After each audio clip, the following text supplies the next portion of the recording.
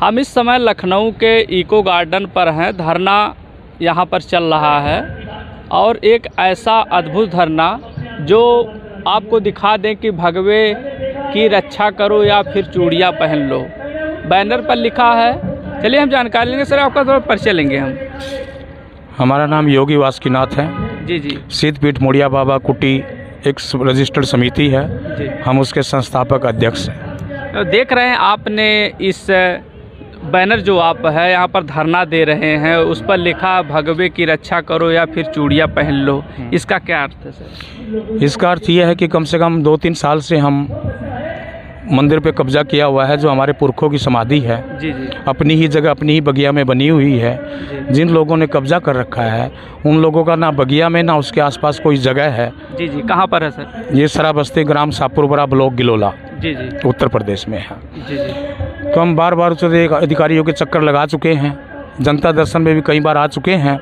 माननीय मुख्यमंत्री महोदय जी जैसे इधर से पत्र लिखते हैं, कोई भी आदेश पारित करते हैं, लेकिन वहाँ जो अधिकारी है उस पर कोई गौर नहीं करते। जी जी। हमेशा यही सुनने में आता है कि लखनऊ जितनी बार आप जाके देख लीजिए कोई फ़ायदा नहीं है, क्योंकि स्थानीय नेताओं का उनको संरक्षण प्राप्त है। हम कई बार पहले भी अनशन पे बैठ चुके हैं, लेकिन उच्च अधिकारियों ने आश्वासन दे के हमारा अनशन खुलवाया है।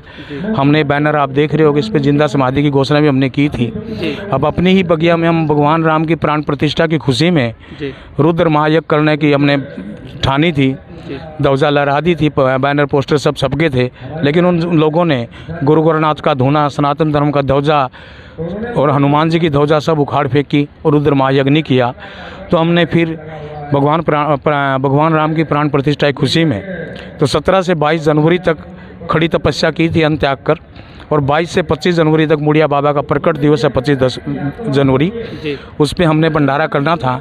तो उनकी खुशी में हमने तपस्या की और 25 तारीख को भंडारा किया, और हमने ये फैसला किया था कि अगर न्याय नहीं मिला तो हम जिंदा समाधि ले लेंगे, लेकिन वहाँ पर भी ऐसा कुछ नहीं हो पाया। तो हमने देखा इस दौरान जब भी हमने अनशन लिया, कुछ भी लिया, ना कोई संत महात्मा, ना हिंदू महासभा, ना कोई सनातनी, ना हिंदूवादी नेता, ना जनता, ना भगवान श्री राम के भगत, तो सब चुप हैं। किसी की तरफ से ना कोई स्टेटमेंट आई, ना कोई आज तक सहयोग मिला।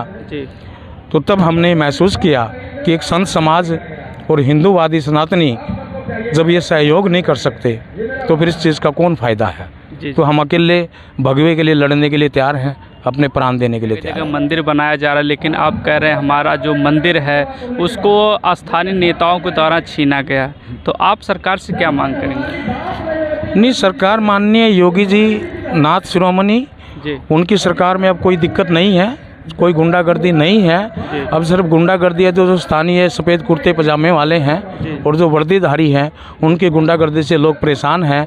अब अकेले योगी जी कहाँ कहाँ वो देखें। कुछ लोगों की मंशा है कि सरकार कोई बदनाम करने की है। इन लोगों के कारनामे से आप देखोगे जो नगर निकाय चुनाव हुए थे बिनग और सराबस्ती, तीनों सीटें बीजेपी हार गई थी, उन लोगों का कारनामा है। तो सर आप क्या चाहते हैं? तो हम योगी जी से तो खुश हैं। योगी जी से जब भी हम आए हैं सहयोग मिला है, उन्होंने यहाँ से प्रार्थना पत्र जारी किए हैं, लेकिन वहाँ अधिकारी गलत रिपोर्ट लगा के IGRS फाइलें बंद कर देते हैं।